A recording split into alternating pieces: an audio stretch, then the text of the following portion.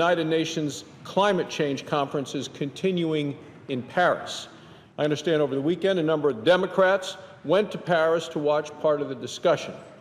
Well, I've been talking to folks back home in Wyoming all about this climate conference and what the Democrats are proposing, and I will tell you the people of Wyoming are not happy. They're not happy about President Obama's plan to destroy American energy jobs and also destroy the communities that depend on these jobs. They're not happy about the president's plan to give away billions of U.S. taxpayer dollars to other countries. They're not happy about the president's plan to ignore the will of the American people, to sign an expensive and destructive treaty on climate change in Paris. Now, that's what they think that the president is planning to do, and I believe that they are exactly right.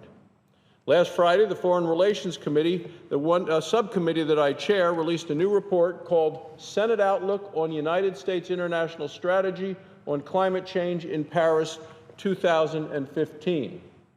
A new report on President Obama's plan to bypass Congress and transfer American taxpayer funds overseas. This report shows how President Obama is supporting an effort to bypass Congress to sign a climate deal that gives money to developing nations.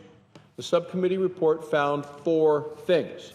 First, the report says that the president is making false promises to other countries about his ability to meet his own greenhouse gas reduction targets. President Obama has promised to cut back American energy production dramatically. The administration is pushing power plant regulations that will destroy jobs, it will make electricity more expensive, and also less reliable. Like bipartisan majorities in Congress, in the House and in the Senate, have rejected these regulations. So President Obama wants to use this international agreement to force new regulations on the American people. This administration has been doing all that it can to cripple American energy producers all across the country. It has piled new regulations on coal producers. It's blocking exports of American crude oil and liquefied natural gas. It's set emission standards that are designed to put power plants out of business. And that's the second thing that the report found, that the president's unrealistic targets and timetables for reducing our carbon emissions are threatening jobs and are threatening communities all across America. The third main point in this report was that the president is forcing American taxpayers to pay for it, to pay for our past economic successes through his contributions to the so-called Green Climate Fund. Now, I did a town hall event the other day in Wyoming, asked people what they thought about the president's plan and using their taxpayer dollars in this way. 94% of the people in the town hall said they oppose President Obama's plan, his plan to send their hard-earned taxpayer dollars to the United Nations Climate Slush Fund. President Obama doesn't care. He says he wants the money anyway. He knows that American emissions have actually been declining over the last decade. He knows that we're not the biggest source of carbon dioxide in the world. Far more of the emissions are coming from developing countries. We see it in China. We see it in India. Well, those countries say that if they're going to cut their emissions, if they're going to be part of President Obama's plan, they say somebody else is going to have to pay up. They expect that developing countries like the United States will foot the bill. So how much money do they want? What are we talking about?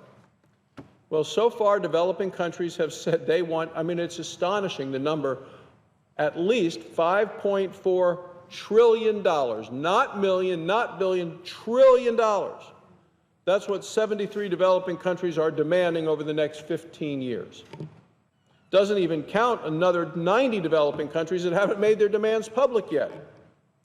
The reality is a great deal of this money is going to end up just lining the pockets of government officials in these developing countries.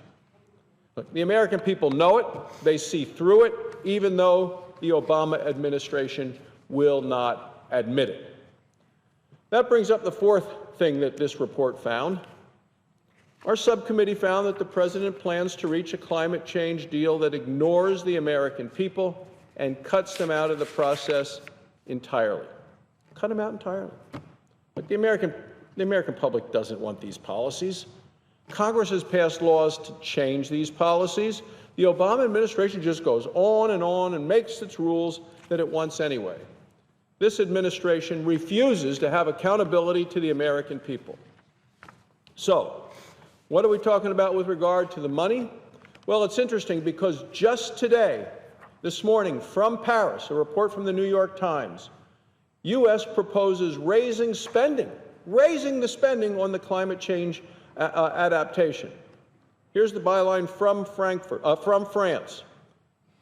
In an effort to help smooth the passage of a sweeping new climate accord here this week, Secretary of State John Kerry announced today in Paris, a proposal to double its grant-based public finance for climate change adaptation. It says Mr. Kerry's announcement came as the momentum toward a deal. The momentum toward a deal appeared to have hit a momentary snag. Why? Oh, well, read further. The issue of money has been a crucial sticking point in the talks as developing countries demand that richer countries open up their wallets. So John Kerry is there to open up his wallet, open up the wallet of the American taxpayers, because it's not his money, open up the American wallet, doubling what he's offering, doubling to try to buy a solution that he wants to accomplish, even though it's in the direct face and opposition of the American public. This administration, President Obama, Secretary Kerry, out of touch with the American people who reject this expensive and destructive energy and climate policy. The Obama administration is also out of touch with the rest of the world. The Obama administration says that some parts of the agreement reached in Paris will be legally binding and other parts won't. Because obviously we're the Congress, we're the elected representatives of the people. We have a say. So he's saying parts are binding, parts are not. Well, China says the whole thing's binding. The European Union says the entire thing is binding. So who's right? President Obama or the rest of the world? Now, the Obama administration says it's going to give billions of our taxpayer dollars to these developing countries. Includes a lot of countries who don't like us very much. Doesn't seem to care to the president. The developing countries say they want trillions. John Kerry is there in Paris today, doubling the amount of money that the president has promised, doubling to try to buy support for something the American people don't support. And it's interesting because if you think back just a couple of months, President Obama was frantic, desperate to get a deal with Iran over its nuclear program because of his legacy. And he signed a terrible deal. By all accounts, a terrible deal. And now he's doing it again. He is once again frantic, once again desperate to get a climate deal in Paris. Why? Because of his so-called legacy. So he's planning once again to sign a terrible deal, and he has his Secretary of State, John Kerry, there giving the speeches and making the promises that the American public will have to pay for if they get their way.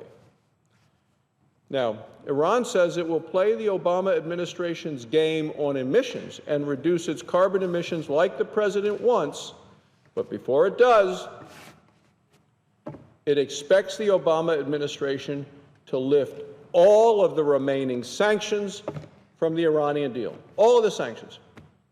It wants the United States and other countries to give them $840 billion over the next 15 years. That's what's at stake here, and those are the things the president continues to give away as he surrenders our energy security, our energy reliability, our energy jobs, a surrender by the president. He is desperate for approval by the other countries where he should be focusing on the United States. He seems to want to promise any policy, pledge any amount of money to get it.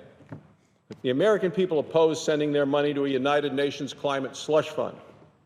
As their elected representatives, Congress must not allow the president to continue to try to buy popularity for himself using American taxpayer dollars.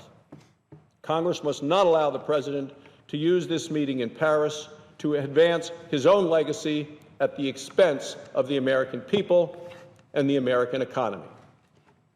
Thank you, Mr. President.